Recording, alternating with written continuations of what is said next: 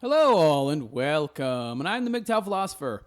And in this video, I would like to talk about the real number of people who get married and then get divorced. Now, first off, let us talk about this bullshit average we hear of 50%. Yes, the government and the media tell us that half of all marriages end in divorce. And on average, that is true. If you only look at the total number of marriages that exist each and every year, and that half of that total number each year end in divorce. However, this number is highly misleading. Do you know why? Because it counts all marriages. First, second, third, fourth, fifth, and sixth marriages, and so on and so forth. It also doesn't discriminate by time. It counts people who have been married 1 year, all the way up to people who have been married 50 years or more. It doesn't delineate by any type of group. Now, how does this affect the numbers? Well, let us say that all marriages existing right now are comprised of the small percentage of first-time marriages that don't end or are still existent but will end, and the rest of them are comprised of second, third, fourth, fifth, and sixth marriages, and so on. Now, in regards to those who have been married a long time, whatever marriage they're working on, if they've been married a long time, and they, for example, got married during a time when women were still women, and you're counting all these people and adding them up year after year after year, then you can end up with some pretty big numbers. Same goes for all the other groups. Now, let us talk about marriages that last less than 10 years, which are by far the most unstable, that have the highest rate of failure. And then let's take those marriages and add them to every other marriage that exists, and then say half of all marriages of any kind and length end in divorce in a single given year. Okay, so far you're with me, and so far you might be saying, yeah, okay, so what? Well, the so what is that these numbers are highly misleading. Why? Because they're counting all married people, regardless of which marriage they're working on, and they're only looking at divorces happening in a single solitary year in time, which is very odd, don't you think? After all, are you only planning on being married 1 year? I think most people plan on being married a lifetime, yet the government is only reporting individual years to you instead of overall numbers based on time span or number of marriages that person has been in. So here's where it gets really misleading. What if I told you that 96.4% of all first marriages fail before they reach their 10-year anniversary? Then what if I told you that less and less people are getting married every year? Then what if I told you that the 50% of people that remained married that year were simply the 3.6% of people who were still on their first marriage and had managed to make it past the 10-year mark, and that the remainder were either people working on their second, third, fourth, fifth, or sixth marriage, or were first-time married people who had yet to reach their 10-year anniversary but would eventually get divorced before the 10-year mark, minus the 3.6% who didn't get divorced, of course. Are you confused yet? No doubt you are. That's how the government wants it. They want you to believe that 50% of people stay married forever. That literally 50% of all marriages will last a lifetime. Nope. You see, the numbers are muddied, manipulated, cooked, essentially, by calculating people at all stages of marriage, yet only doing so within a very limited time period, instead of looking at each individual marriage group as a group unique unto itself over a longer period of time. Now, when you do that and stop bumping up the numbers by including all 3.6%ers who made it past the 10-year mark and all the fools who willingly got remarried again and again and again, along with those who are still married but have yet to reach the 10-year mark, if you do that, you get a very different picture, a picture that shows you the reality of marriage, and that is this. The annual number of marriages per year is roughly 2 million. In 10 years, that will be 20 million marriages. Okay, you with me? Now, out of those 20 million marriages, 19,350,000 of those people will get divorced. Wait, what? So how the hell does the government conclude that 50% of all marriages end, which means 50% don't? But you're forgetting the 3.6% of first-time marriages that make it beyond the 10-year mark, or the people who get remarried. They get counted also. So let us take a look at them. So roughly 2 million new marriages happen each year, or 4 million people are getting married, okay? Meaning 2 million suckers and 2 million lottery winners. Of that 2 million marriages, roughly 72,000 or somewhere around there are people who will make it past the 10-year mark, but may still get divorced at some later date after 10 years have passed. Now, that being the case, the most stable, long-lasting marriages are the people who come from the small 3.6% of first marriages that do survive, until at some point after 11, 15, 20, 30 years down the road, they decide to get divorced as well, and then get remarried, or they stay married forever. Either way, their numbers add to the total number of marriages, thereby skewing the numbers so as to dilute the total.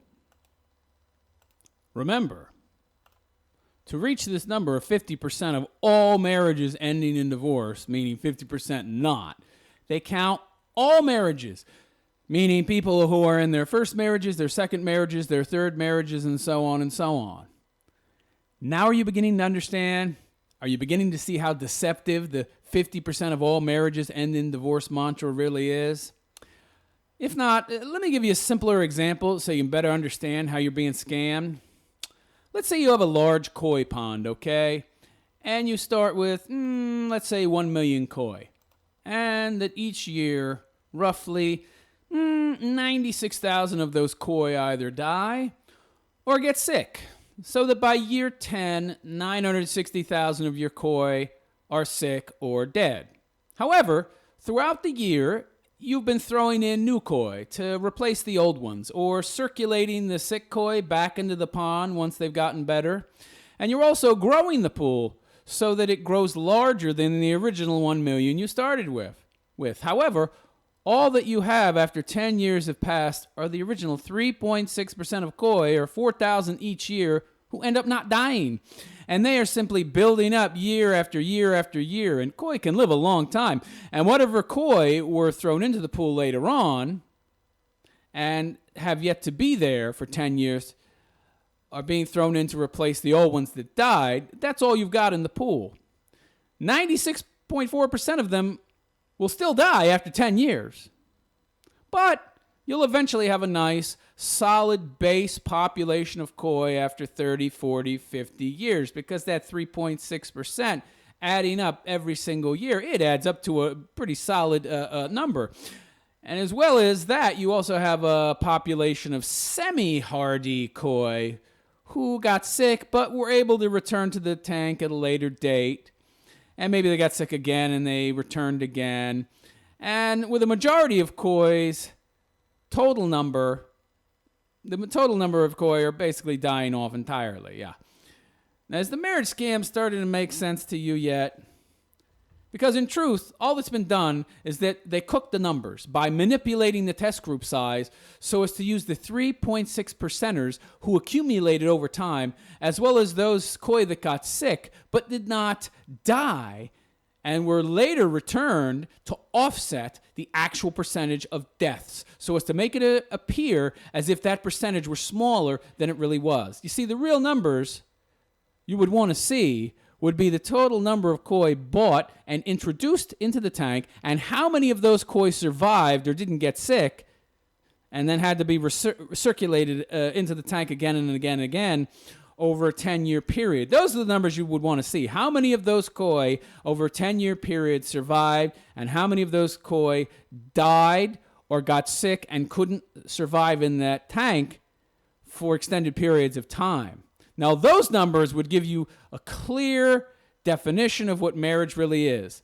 But you see, the state, it doesn't want you to know those numbers. The state wants you to believe that marriage is some great, wonderful thing because it makes the man and woman work harder, and they end up paying more in taxes, of course, on any property they own, like a house, sales taxes on shit they buy, which is a hell of a lot more than if they were single. And in turn, your kids get raised by the state and become indoctrinated, dutiful debt slaves serving the state and the banks. Yeah, the state loves marriage. Big time. Of course, the global elites love it too because they own the education systems. They own the media. And the leftist professors teach the country's future teachers in the universities. And those future teachers, in turn, teach your kids and turn them into social justice warrior morons who can't think for themselves and who will do whatever the media and their left-wing teachers and later their lefty professors tell them to do. They become collectivists, essentially, and the useful idiots that Lenin spoke of, working to bring about the so-called socialist utopia, not realizing that if it was really an actual utopia, it would have existed by now, as socialism, well, it's been tried time and time and time again and failed. But of course, they lack the critical thinking skills, and facts are feelings to them, not facts are facts, so they don't get it, and they'll never get it until they get what they want. And then they find out it wasn't what they expected. But by then, of course, it'll be too late. And of course, both the government and the global elites together love marriage because it breeds divorce. It breeds divorce like a rotting corpse breeds maggots. A fact that they, of course, try to hide with the koi pond scam, pretty much, and something which they're largely successful at doing because the populace has become so dumbed down. They do a very good job of hiding these numbers, leading you to believe that you've got a 50-50 chance of making a go of it, of hitting the lottery, of finding that magic unicorn of a woman, and that marriage is some kind of wonderful, awesome thing. Yeah, it's a right to manhood, one that is validating, something to be proud of, an honorable action, and one that you as a man must take to be considered a real man. When in truth, it's just the state wanting men and women to get married so that they can steal your resources through the oh-so-high costs of living, like the hidden tax of inflation, which no one talks about, or through actual taxes, which are insanely high and go to pay the interest on our national debt to the Federal Reserve Bank, that unconstitutional piece of crap private bank owned by anonymous shareholders.